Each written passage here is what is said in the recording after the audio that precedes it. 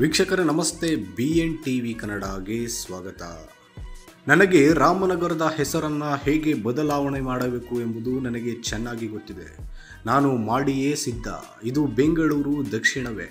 ನಾವು ಯಾರೂ ಸಹ ಹೊರಗಡೆಯಿಂದ ಬಂದು ಹೆಸರು ಕೊಡಿ ಎಂದು ಕೇಳ್ತಾ ಇಲ್ಲ. ಇದು ನಮ್ಮ ಹಕ್ಕು. ನಮ್ಮ ತಂದೆ ತಾಯಿ ಹುಟ್ಟು ಹೆಸರನ್ನು ಬದಲಾವಣೆ ಮಾಡಿಕೊಳ್ಳಲು ಆಗುತ್ತದೆಯೇ ಎಂದು ಕೇಂದ್ರ ಸಚಿವ HD ಕುಮಾರಸ್ವಾಮಿ ಅವರಿಗೆ DCM DK ಶಿವಕುಮಾರ್ ಹೇಳಿದ್ದಾರೆ. DK ಶಿವಕುಮಾರ್ ಕಂಡರೆ HD ಕುಮಾರಸ್ವಾಮಿ ಅವರಿಗೆ ಅಸೂಯೆಯೇ ಎಂದು ಮಾಧ್ಯಮ ಪ್ರತಿನಿಧಿಗಳ ಪ್ರಶ್ನೆಗೆ DK ಶಿವಕುಮಾರ್ ಉತ್ತರಿಸಿದ್ದು, ಏನಾದರೂ ಅಂದುಕೊಳ್ಳಲಿ, ನನ್ನ ಕಂಡರೆ ಅವರಿಗೆ ಪ್ರೀತಿ ಜಾಸ್ತಿ. ದೇವೇಗೌಡರ ಬಳಿ ನಮ್ರತೆಯಿಂದ ಬೇಡಿಕೊಳ್ಳುತ್ತೇನೆ. ಬಿಡದಿ ಟೌನ್ಶಿಪ್ ನಿಮ್ಮ ಮಗನೇ ಮಾಡಿದ್ದು, ನಿಮ್ಮ ಕಾಲದಲ್ಲಿಯೇ ಆಗಿದ್ದು. ನಾವು ನೀವು ಹಾಕಿದ್ದನ್ನು ಮುಂದುವರೆಸುತ್ತಿದ್ದೇವೆ ಎಂದು ತಿಳಿಸಿದರು. ಬಿಡದಿ ಸೇರಿದಂತೆ 7 ಕಡೆ ಟೌನ್ಶಿಪ್ ಮಾಡಲು ಹೊರಟಿದ್ದವರು ಹಾಗೂ ಈ ಯೋಜನೆಯ ಪಿತಾಮಹ ಕುಮಾರಸ್ವಾಮಿ. ಈಗ ಅವರ ಕುಟುಂಬದವರೇ ವಿರೋಧ ಮಾಡಿದರೆ ಯಾವ ನ್ಯಾಯ ಎಂದು DCM DK ಶಿವಕುಮಾರ್ ತಿರುಗೇಟು ಕೊಟ್ಟಿದ್ದಾರೆ. ನಾನು ಈಗ ಯಾವುದೇ ಜಮೀನು ಡಿನೋಟಿಫಿಕೇಶನ್ ಮಾಡಲು ತಯಾರಿಲ್ಲ. ಇದು ಮಾಡಿದ ತಕ್ಷಣ ದುಡ್ಡು ಕಾಸು ಹೊಡೆದರು ಎನ್ನುವ ಆರೋಪ ಬರುತ್ತದೆ. ಈಗಾಗಲೇ ನಾನು ಕೋರ್ಟ್ ಕಚೇರಿಯಲ್ಲಿದ್ದು ಜೈಲು ವಾಸವನ್ನು ಅನುಭವಿಸಿದ್ದೇನೆ. ನನ್ನ ಸ್ವಂತ ಜಮೀನಿನ ಬಗ್ಗೆಯೂ ಇವರುಗಳೇ ಆರೋಪ ಮಾಡಿದ್ದಾರೆ.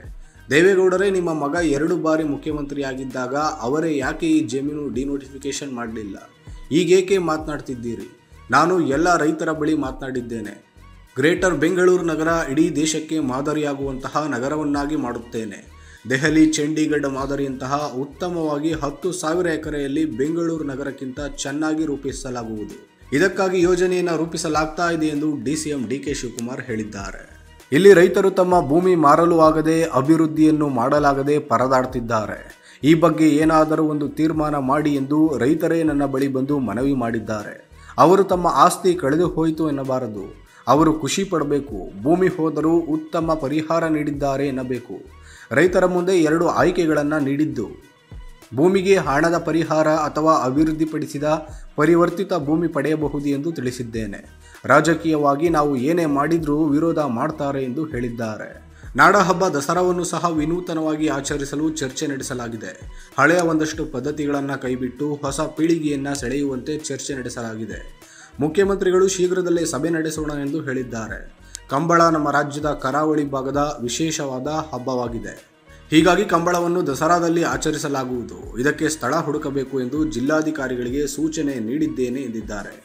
ಇನ್ನು ಕಾಶ್ಮೀರದಲ್ಲಿ ಭದ್ರತಾ ವೈಫಲ್ಯವಾಗಿದೆ ಎಂದು ಕೇಂದ್ರ ಒಪ್ಪಿಕೊಂಡಿರುವ ಕುರಿತು ಮಾತನಾಡಿದ DK ಶಿವಕುಮಾರ್ ಅವರು, ಕಾಂಗ್ರೆಸ್ ಪಕ್ಷ ಈ ಸಂದರ್ಭದಲ್ಲಿ ಯಾರನ್ನೂ ಟೀಕೆ ಮಾಡುವುದಿಲ್ಲ.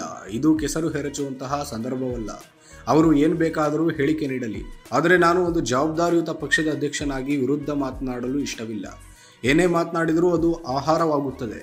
ಇದು ನನಗೆ ಇಷ್ಟವಿಲ್ಲ. ಜನರಿಗೆ ಮೊದಲು ಶಾಂತಿ, ನೆಮ್ಮದಿ ಮುಖ್ಯ.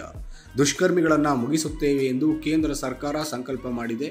ನಾವು ಮಾಡಿ ಎಂದು ಹೇಳಿದ್ದೇವೆ. ಮಿಕ್ಕಿದ್ದು ಅವರಿಗೆ ಬಿಟ್ಟಿದ್ದು ಎಂದು DCM DK ಶಿವಕುಮಾರ್ ಹೇಳಿದ್ದಾರೆ.